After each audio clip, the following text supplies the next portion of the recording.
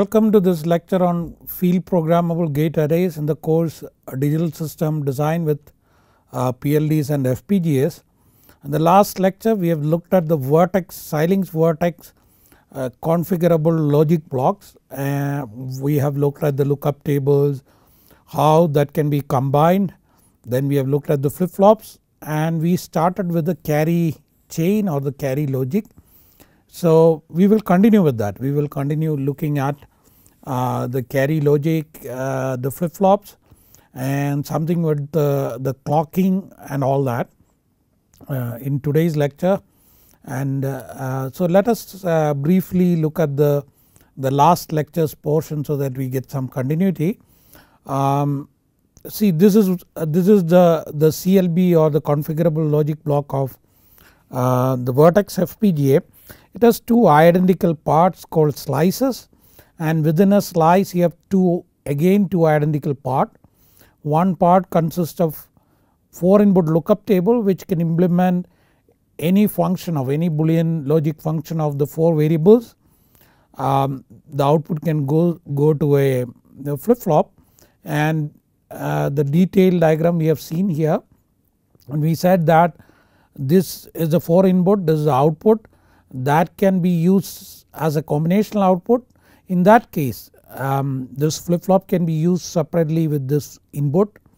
If you want, you can register the output, which is a case of a data path or a sequential circuit and so on. You could combine the 4 input lookup table using this mux, and the select line act as a 5th variable, and such 5 input 2 lookup table can be combined with this, because assume there is one here 2 lookup tables which is formed a 5 input lookup table. The output of that F5 mux come here, and F6 mux can make the 6 input lookup table, and this is the 6th input, and this can be taken directly out or through a flip flop. In that case like if you don't use the flip flop, if you don't register the output using a flip flop, this flip flop cannot be used because this is used for the 6 input lookup table. Same is the case with the 5 input lookup table and this flip flop. And we have seen that this the flip flop has a data input, the Q output, set and reset, okay.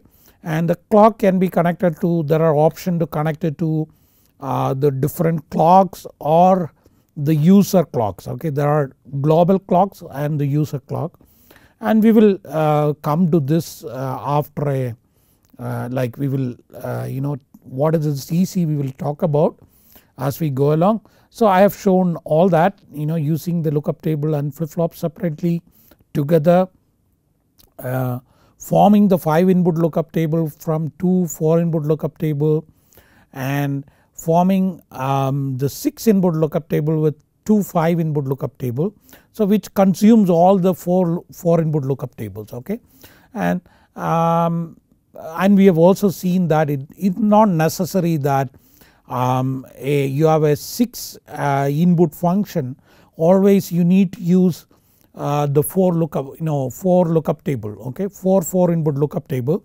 Depending on what function you are implementing, you could cascade lookup table and implement that. We have seen an example of 6 input ABCDE and ABCDF. So there is a common product term, and we take it out and implement that in a lookup table. That output is cascaded. That output is X is cascaded with E and F to form the real output, the Y, okay. So it's not that whenever you have 6 input you need to go for a 6 input lookup table, okay. You could cascade 4 input lookup table. This shows a 5 input function using 2 cascaded lookup table than and F5 mux and combining them. But there are cases you take this function Y is ABCD XOR E, you are forced to use the tool, definitely has to use the 2 lookup table with the F5 mux, there is no other way. So this is a summary, and we also said that the lookup table is nothing but a memory, 1 bit memory, and when it is 4 input lookup table it is 16 into 1 RAM, and the RAM write usually is controlled by the configuration circuit, because the lookup table is written during the FPGA configuration. So the case is that if by chance there are a lot of lookup tables not being used in your design, this memory goes waste. Okay. So the write control is also available to the general purpose routing line. So in principle you could use this lookup table as a RAM, and you have to use the tool core generator to instantiate it. The only thing is that then it cannot be used for logic. But if you have a design wherein lot of lookup tables are remaining free, and you have used up all the block memories, the hardcore memories, then you could use this as a memory. And since the lookup tables are distributed all over, it's called distributed RAM. And I mentioned that there could be kind of variable latency because it can be distributed.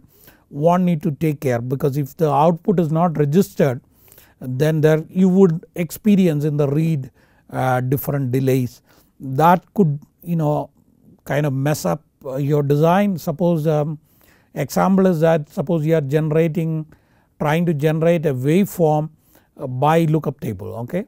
Then you will find that in a waveform generation you will store the sample and output it at the regular intervals, and if the read access of the memory is variable, then there will be jitter and the distortion will be in the waveform. Okay. So you might not think about it, but this could be the result. Okay. So if you use the distributed RAM for waveform generation, huge waveform with lot of samples stored, then you will find that the waveform is kind of distorted depending on the frequency of the waveform. Okay. So if it is a very low frequency wave you are trying to generate, may not create much problem, but if you try to read the memory very fast, wherein this variation in the latency affects it, then you have a problem. So you should take care of that. Okay. So let us come to the carry logic. So this is the full adder. We are talking about a ripple adder. So this is a ripple adder equation. The sum of ith stage is AI exclusive over BI exclusive over CI, and the carry of that stage output carry is carry I plus 1, because this is the carry input to the next stage SI plus 1. Okay. And that is AI BI or AI exclusive over BI and CI. That means that the carry is generated if both inputs are 1 1 1, then you definitely know that the carry is generated. It does not matter the input carry is 1 or 0, because 1 plus 1 is 0 and the carry goes out, and even if this carry input carry is 1, it just kind of it just it becomes 1. So the sum becomes 1, it does not matter.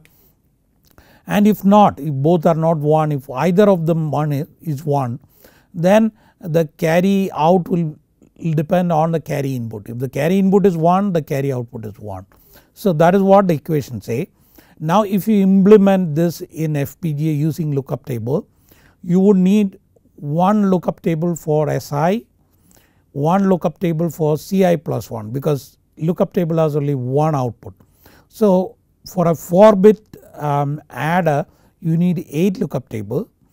Much more than that, you know that the CI plus 1 should be kind of using the wires should be connected to the input of the next stage. Okay. So a lot of wiring is required, and this will slow down the adder. Okay. Now if adder is slow, the multiplier will be slow, and so on. All the arithmetic operation will slow down if the adder is slow. So this happens because there is interconnection between the adder stages. So one thing we can do is that the carry equation can be implemented in hardware, we will see how it is implemented. Okay. That then can propagate like CI, there is a dedicated hardware along with this SI stage, and the CI plus 1 go to the next stage without, not through the programmable interconnection matrix or the programmable switches, it directly goes by the wire. So that is how it is speeded up. So I think we have just started describing it in the last class. So this equation is implemented here, in this lookup table and this mux, okay, that is what it does. So we will see that in the real CLB, but before going there, so this is the lookup table, a 4 input lookup table. What is done for AI BI is that AI and BI is connected here. Mind you, the CI is not connected here. It is not that you implement the sum by AI exclusive or BI exclusive or CI in a lookup table. It is not done, because you see the trick is that you see AI exclusive or BI is common to the sum and the carry. Okay. So the idea is to implement this common thing in a lookup table. So that is one done here. So you connect AI BI, implement the XOR of AI BI, and now this mux will form the carry, this XOR will form the sum. Okay. So these are kind of dedicated circuit. So this will form the AI exclusive of BI, and you can see that it is coming here combining with the CI from which is coming out of the previous stage. So this XOR form AI exclusive of BI exclusive of CI, and the sum comes there. Okay. And that can go out directly or can go to a flip flop. Now you see this, the AI exclusive of BI is a select line of this mux. Okay. So if it is 1, assume it is 1, then you see the CI, so that this is the path. So CI plus 1 equal to CI, that is what is this equation saying. So if this is 1, then the CI plus 1 is CI. Okay. So if either of the bit is 1, the carry depends on the input carry. So if the carry input is 0, then the carry output is 0. If carry input is 1, carry output is 0. If it is not, like if this is 0, then the carry I plus 1 is AI BI. So you can see that if it is 0, this path is selected. Now there are two possibilities. If this is not either of them is not 1, then there are only two possibilities, both can be 0 or both can be 1. Okay. So it is enough that you do not have to do an AND, you just pick up AI and connect it here. If AI is 0, then the carry output is 0, AI is 1, then both are 1, because 0 1 1 0, this is the path selected, 0 0 and 1 1, this is the path selected. So if both are 1, then AI definitely will be 1, that is enough, and the CI plus 1 go to the second stage exactly like that. Okay. So let us go to the CLB the slice diagram, and you can see that, say look at here is where AI and BI are connected. You form the AI exclusive of BI in this lookup table, and you see that is coming here to this exclusive OR gate, and the carry in from the previous stage is coming here through this mux and is combined with the AI exclusive of BI, and you get the sum. So now you can take it out directly, or you can register it through a flip flop depending on the function you are trying to implement. If maybe you are trying to implement a counter, then it goes here. If you are not registering it for whatever reason, then it goes out directly. Okay. Now you can see the other function AI exclusive or BI is going to the select line of the CY mux, and you see that the CI plus 1 is nothing but CI then if it is 1. If it is 0, you see the AI or BI is coming as an input. Okay. So this is the carry logic which is implemented. it works definitely along with the A exclusive of Bi here, and it goes there and it forms the carry logic for the next I+1 index, and this is the sum. So the sum is formed using this lookup table and the XOR gate. In the I+1 this lookup table and the XOR gate, and the carry circuit is here for the ith stage, I+1 stage is this, and so on. It goes like that, and you can see there is a mux, input mux in this stage. This allows, you can see that if you are starting the 0th stage of the adder is this stage, then you can have a carry input to the stage, okay. Like the first stage can have a C0 or C in 0. So that is what is this for, which is not available here. It will be available only in the next slice. So that is how it goes. I hope that is clear to you. So the suggestion is that when you implement an adder in FPGA, you don't write the equation of the adder using a loop or a generate as we have shown in the VHDL, because when we discuss VHDL we weren't discussing probably the FPGA implementation part, we were discussing the VHDL synthesis, okay. Now when you come to FPGA, if you write equation for a ripple adder, then it will get implemented, everything will get implemented in lookup table and everything will be slow. So to be able to use carry chain there is one direct method, there is very circuitous method. The direct method is that use the operator plus, okay. So you want to add A and B, you just say C gets A and B, okay. It's straightforward. Otherwise you can go very low level, you can start playing with the lookup table, carry logic, instantiate them, interconnect them and all that, but not a very good idea, not required. So advice for the FPGA design is that whenever you try to use a plus operator, it will use the carry logic. When you use a counter and higher level function, somewhere this plus will appear. You say count gets count plus 1, we have seen that in our example. Then automatically the carry logic will be used, and there is an AND gate which is shown earlier, which is used for the partial product implementation in the case of a multiplier, and in some cases the carry chain can be used as for cascading. That means that you implement say suppose the inputs are 4 ABCD, then you implement A and B and C and D. Suppose you want to AND it with say EFGH, there is a way that it comes here and in this kind of circuit, and that gets ANDed here and you can take the output, okay. So not all the FPGAs, at least not in the Vertex, but then there are FPGAs where this AND cascading or cascading can be done, and you can think about it. It's very easy with a multiplexer kind of scheme, it is very easy, okay. So that is this, then in that case it is called cascade logic or cascade chain. So let us come to the flip flop now, this part.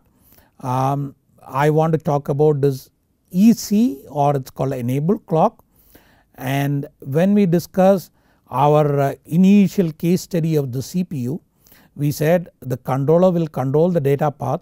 Many a times it will control a enable a register or a counter or things like that. In such cases, and we have seen one foolproof way of implementing that is using a recirculating 2-to-1 mux, that suppose this is a latch signal from the controller and this is the register, then what happens is that when the latch is 1, the input gets registered. If the latch is 0, that output gets recirculated, and there is no timing issue. If you do clock gating, there was a timing issue. Since the latch signal is coming from the state machine, there will be a delay with respect to the clock, the TCQ plus TCOM delay, and you can see that this enable signal will come offset to the clock period, and in the next clock edge when the clock comes here to the register, in this edge the data is coming in from here, it gets latched, and the data has lot of setup time, you have all the time to set it up, okay, because it gets enabled much before the latching clock edge, okay. So that is what is this recirculating mux does. Now this recirculating mux is built into the flip flop of the FPGA. So the real FPGA flip flop is a kind of what to say, it's 2-to-1 mux plus the flip flop combined, okay. So this gets into the to the flip flop, and this is written as clock enabled. So whenever you see that, you assume there is a 2-to-1 mux with this clock enable as a select line, which allows you to kind of implement an enable signal. So you look at this VHDL code which say that if clock tick even and clock is equal to 1, then if some control signal is 1, then Q gets D, okay. So normally some 2-to-1 mux is required to implement that, but in FPGA, since it is built in, whatever is a control signal is connected here, the clock is connected here, and this is the D, this is the Q. You don't have to do anything, okay. One level of 2-to-1 mux is available, but then you need further control, then you need to have the muxes outside.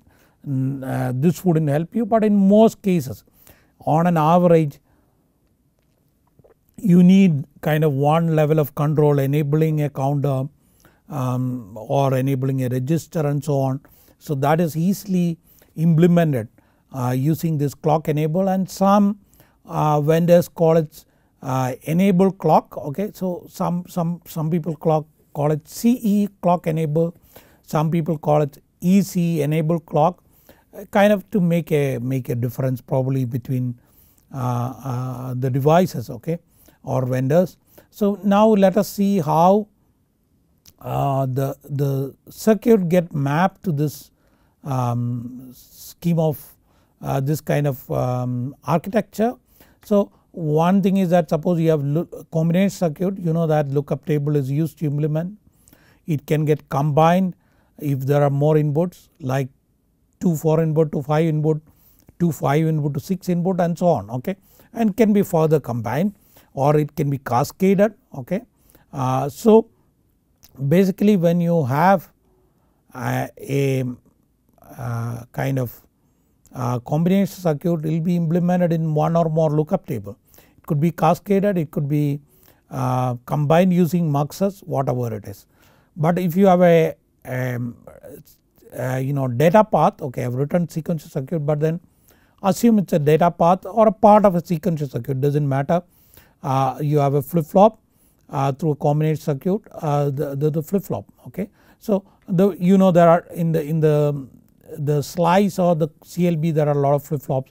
All these get implemented in the flip flop of the CLB, and the flip flop output goes to the combination circuit, the combination circuit goes to the flip flop, and this get implemented in one or more lookup table. And we have seen in the diagram the combination circuit output can be taken to the flip flop, okay, and this can come from the flip flop before, okay. So that is how it gets implemented. And if you take a FSM finite state machine, you have a logic, output goes to flip flop output is fed back to the logic and some input comes there. So again same thing, you can implement the next state logic using lookup table, which gets the fed back flip flop through some wires, and the input is coming with the wire, and the output of next state logic is going to the flip flop, and the flip flop output again goes to the output logic. So that if you look here, you have the lookup table which is acting as next state logic, the output goes to flip flop, this output is fed back here to form the feedback, and this can go to the next stage lookup table to implement the output logic. So that is how things get implemented in FPGA. And let us look at the IO block. Okay. So we have seen that all around the FPGA are IO pin, attached to IO pin is an IO block. Okay. So the star of IO block, or the main element which implement this IO functionality, is this tri-state gate. Okay. So when there is an enable, when there is enable, it acts as an output. When it is cut off, it acts as an input. So there are essentially 3 paths. One is so this is an IO pin, and you can assume the FPGA wires are here to which all these signals can be connected. So there are 3 paths. One is from these wires, internal wires, to the output pin, from the output pin to the wires inside the FPGA like this, and there is an enable signal which is also controlled by the wire. Okay. So 3 path: output, input, and the enable path. Now all this can be combinational, it can come directly, it can go directly, and this enable path also can be combinational. But see, there are 2 things. We might get an input which is not synchronous with the clock here, so it can be input synchronized. Okay. We have seen the problem of metastability. We told about the synchronizer, single state synchronizer. So you have the option of taking the input directly inside to connect to the wires, or through a synchronizing flip flop, and that flip flop has, you can have the clock selection, multiple clocks, the clock enable, the reset, all that is there in the all the flip flops. Okay. Now there is a programmable delay which you can add input delay to make the hold time 0, because to meet the hold time is quite a tough thing, and we have seen that hold time, for the hold time violation not to happen, TCQ plus TCOM min should be kind of greater than the hold time. So many a times if the hold time is large, it is difficult to meet. So this can be adjusted to make the hold time 0, but it will increase the setup time, it does not matter. Similarly you have the enable path, and that can kind of come directly through a combinational path, or it can come registered. Okay. So that's a basic IO block, and sometimes some voltage standard you need to give a reference voltage, and that is this particular pin. So these pins support various IO standards which can be programmed in the constraint editor. Okay. We will see the constraint editor when we discuss the tool, but this kind of it support various voltages, maybe 3.3, 2.5, the PCI standard, because where different things can vary, and the slew rate can be programmed, the rate of change of output can be programmed. You can program a pull up resistor or a pull down resistor.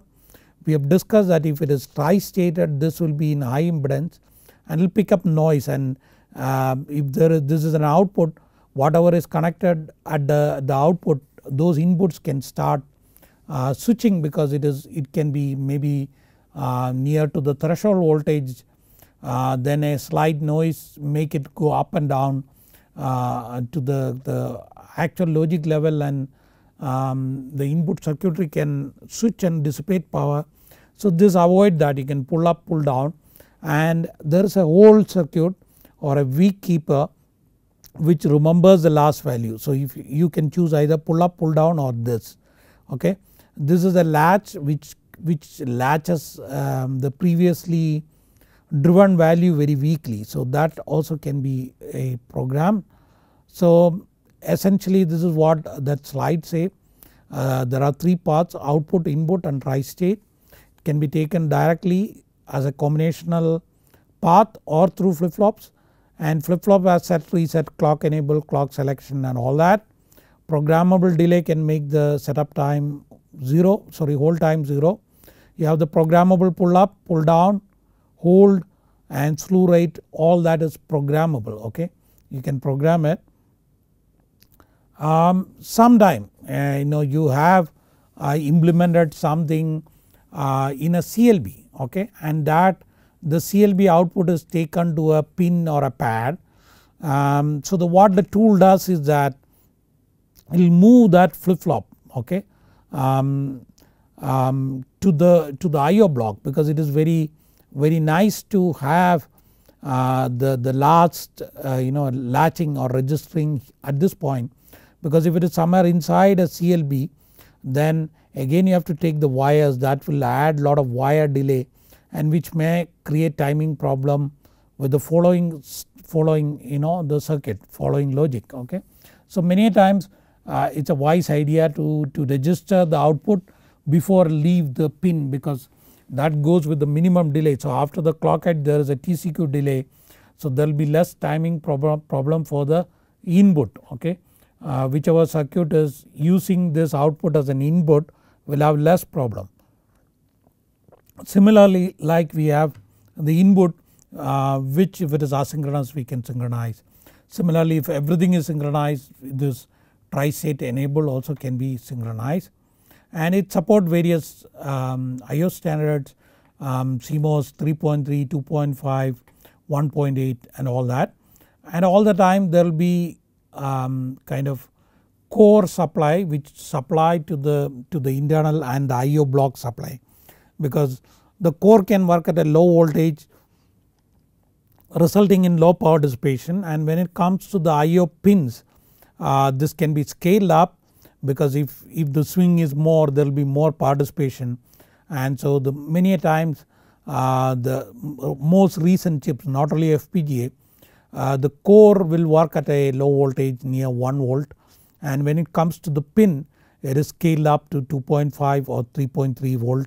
So that is done in FPGA 2, and this is the whole circuit. Suppose you have a bus, and if you program the whole circuit to the bus, then what happens is that suppose the bus is driven 1, then what happens, this 1 is latched here and 1 comes here, this becomes 0, this 0 will become 1 and it gets latched.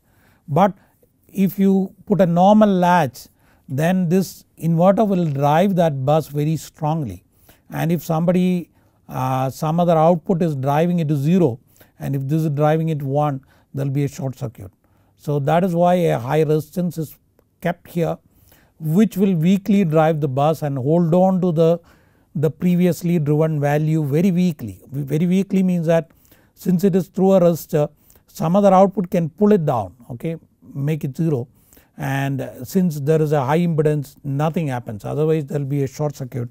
So that is what the purpose of the whole circuit, which remembers the last value on which keeps hold on to the last value of the bus, and thus avoid the glitches and switching, unnecessary switching, which is dissipating power and create noise and so on. Okay, and this is the view of the internal wiring structure. You have lot of wires.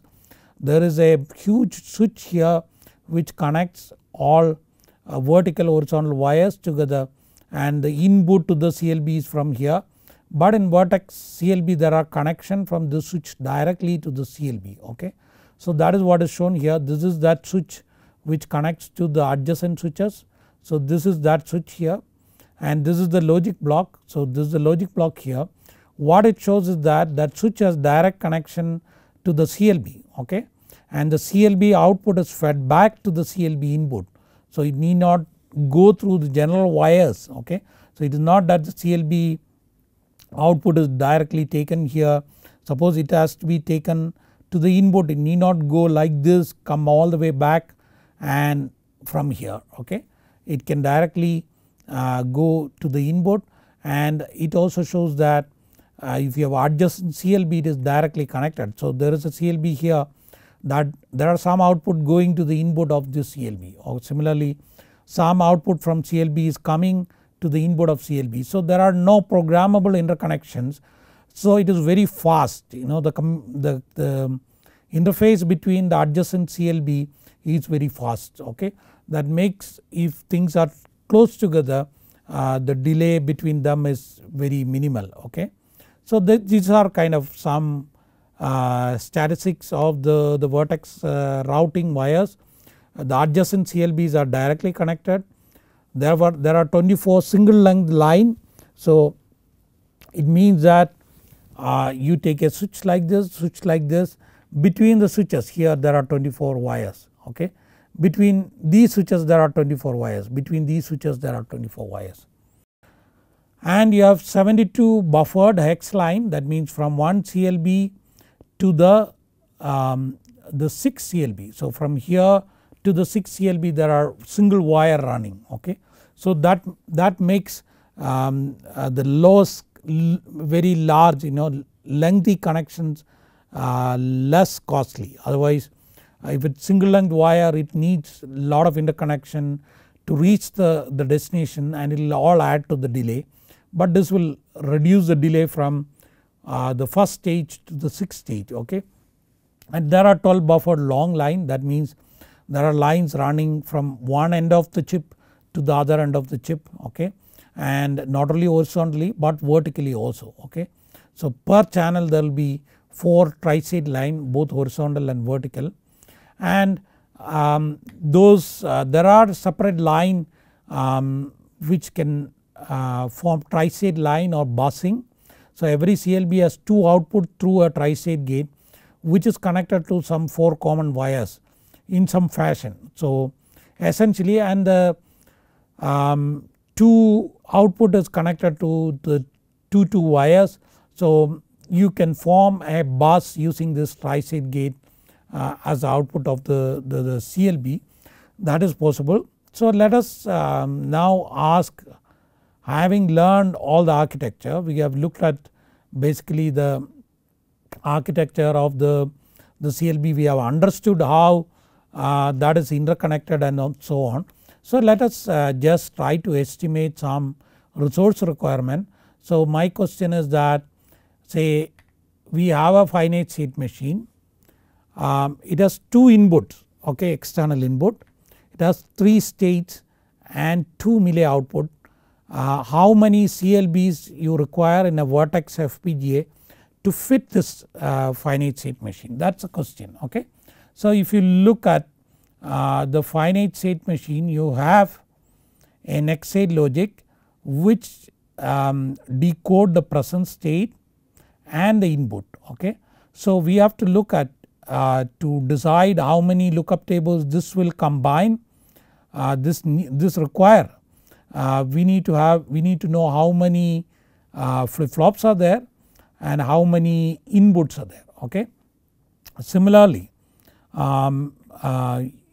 you have to determine the number of flip flops required, and you should remember that XAID logic is required for each flip flop. If there are 4 flip flops here, then there is a Q3, Q2, Q1, Q0. So there will be D3, D2, D1, D0, and the XAID logic should give 4 output to connect to D3, D2, D1, D0, okay. So let us work out this requirement and this requirement, okay, for this case, and we know that the vertex CLB has 4 input lookup table and a flip flop and such 4 of them, okay. So we have this was the example, we have a finite state machine with 3 state. So it requires 2 flip flop to implement in a binary encoding. So the XAID logic has 2 inputs and the present state, which is 2 cues from the current flip flop. So the XAID logic will have input 2 state variable, the present state, and 2 inputs, so that is all. So 4 input. So and you know that there are 2 states like Q1 and Q0. So we need to decode for D1 and D0. So there are 2 4 input lookup tables are required, okay, because one 4 input lookup table is required for one bit, and so you require 2 4 input lookup tables for the next stage logic. And when it comes to output logic, we have a melee output and that decode the present state, and I have not shown but the input also. Okay. So there are 2 flip flops, 2 inputs, so there are 4 input output logic, and that occupies 4 input logic will require a 4 input lookup table. So that is shown here, that is you have output logic as 2 input because we say 2 input, and 2 state variables because there are 3 states and Q1 and Q0. So you require a 4 input lookup table for output, but we have 2 outputs, so you need 2 4 input lookup tables. So we need 2 lookup table for next state logic, 2 flip flop for state variable, and 2 lookup table for output logic. So if you look at, there are 4 input lookup table and 2 flip flops, and in a CLB we know that in a CLB we have 4 lookup table and 4 flip flops. So this require 4 lookup tables and 2 flip flops. So basically this require 1 CLB minus 2 flip flops. So you can see the kind of the power of this architecture. A small state machine require only 1 CLB to implement. Okay. Similarly, let us take an example of an 8-bit counter with parallel load feature. That means a normal 8-bit counter with a reset, and also it has a synchronous load. Okay. We have seen the circuit of this counter. So if you look at it, you have the 8-bit Q7 to Q0 flip flop, and that is incremented and given it here. There are for parallel load they have to have a kind of load signal and the data in signal. Okay.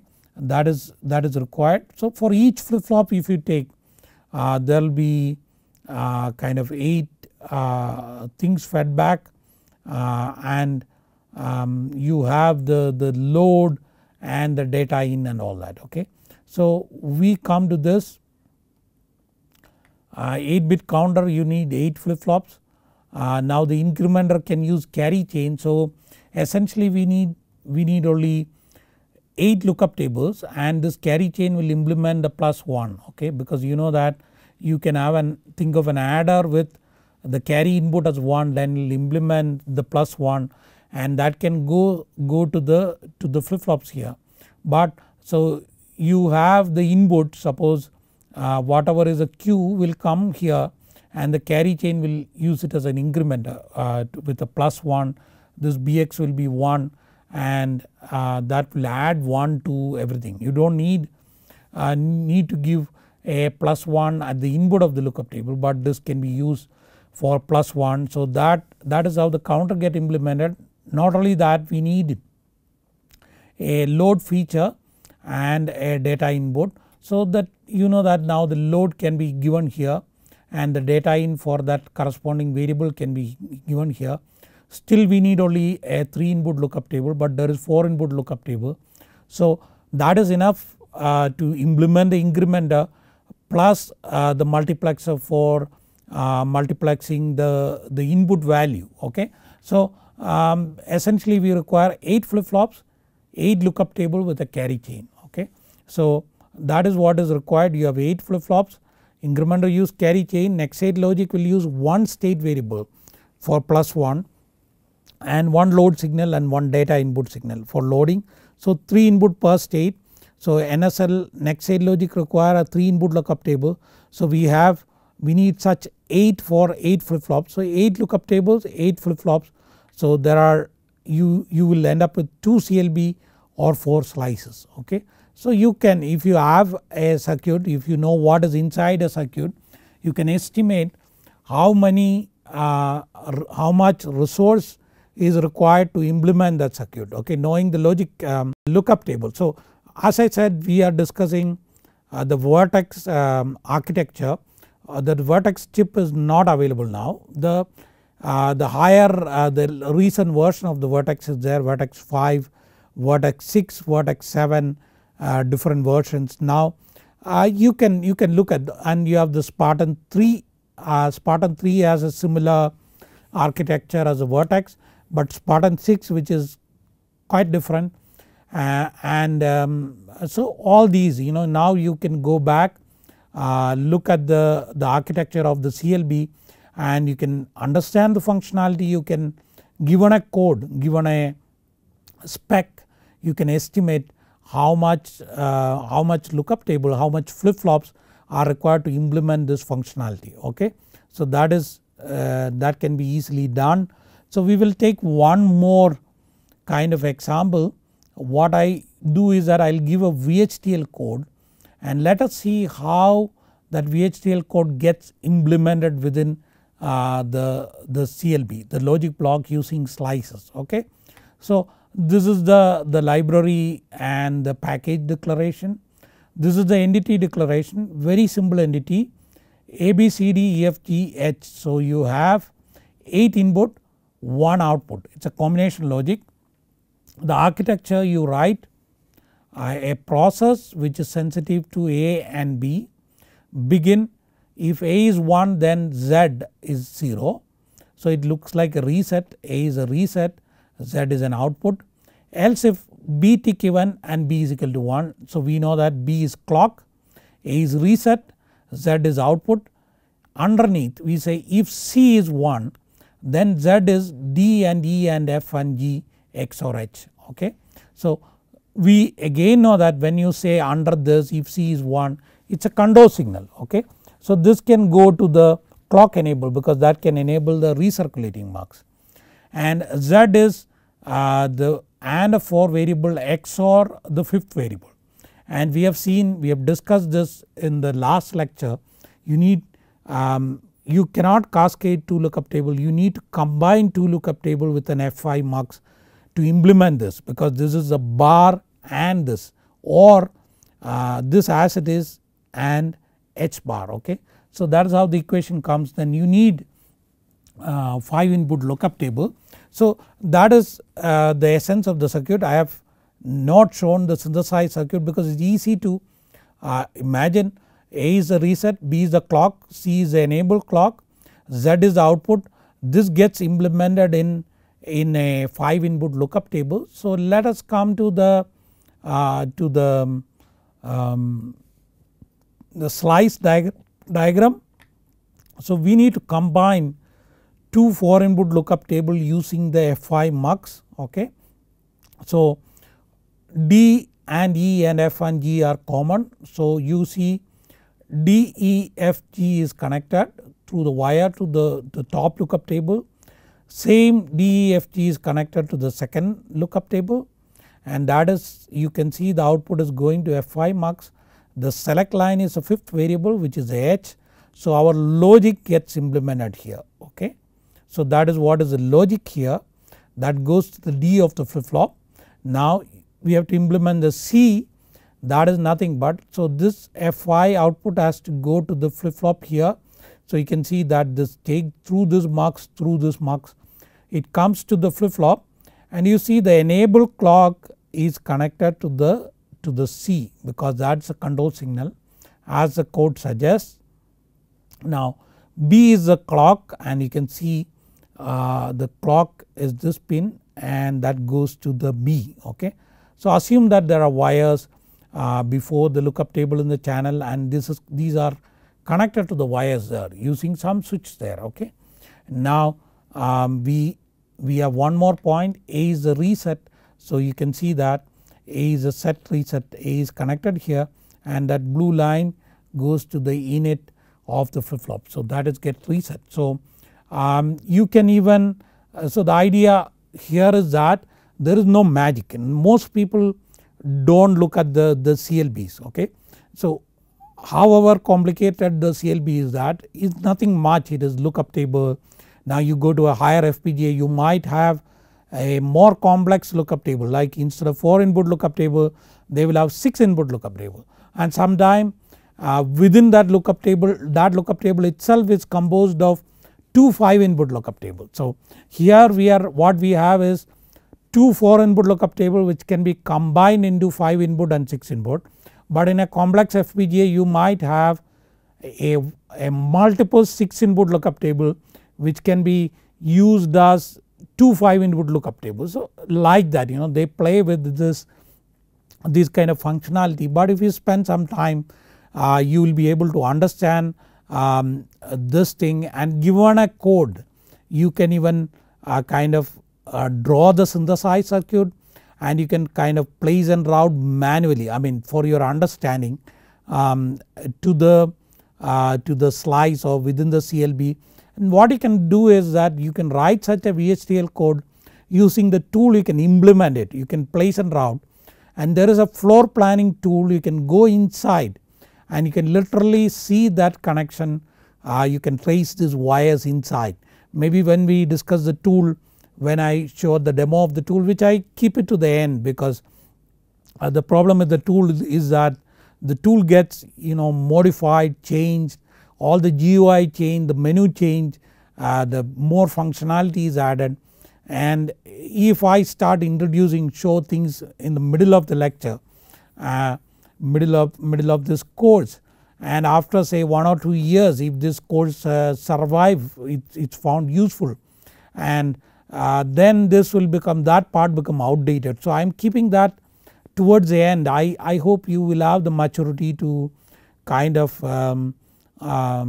quickly adapt to that kind of thing, that every lecture we don't need to show a tool and make it work and things like that. I keep that towards the end. So that is how, so let us come back to the slide. So that is how given a VHDL code how it is mapped here. Definitely I skipped one step, I didn't draw a diagram, the schematic of the block schematic which the synthesis tool synthesize. You can do that because it's fairly simple, that's why I didn't draw. So that's how things happen, and the Virtex has the block memory built in. Okay, the Virtex FPGA has dedicated memory built in, which you, if you want to use, you should not write the VHDL code for it.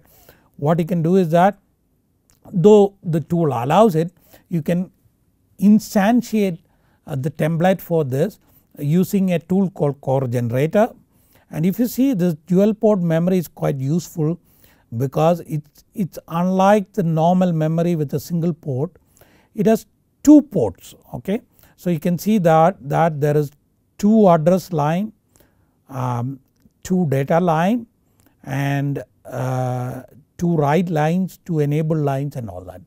So this is a single memory, and of course the data input and data output is separate, which is true of every memory chip, because you can imagine the memory cell inside, or you want to assume the flip flops inside in each location, and the data input is the D of the flip flop, data output is the Q of the flip flop. Okay, only thing is that there will be multiple location depending on the location you want to read, there will be a mux there.